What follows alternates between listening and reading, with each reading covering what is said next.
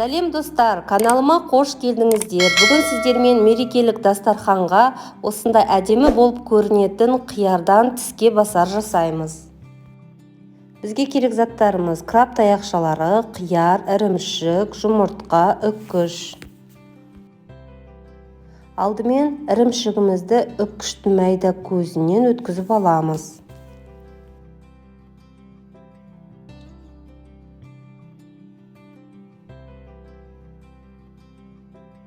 Одан кейін 2 дана жұмыртқамызды да үккіштің майда көзінен өткіземіз. Краб таяқшаларын да дәл алдыңғыдай майда тор көзінен өткіземіз.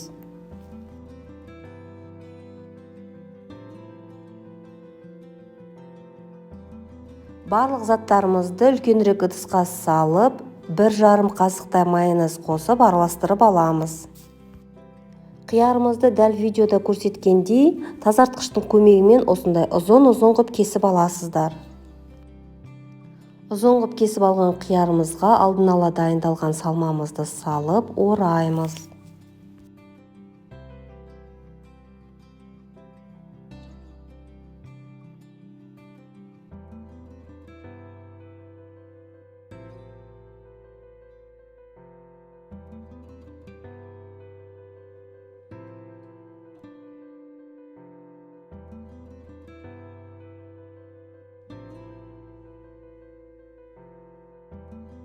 Осылай оралған қиярларымызды әртүрлі қып әсемдеуге болады. Мен әсемдікке қара зәйтүнді қолдандым.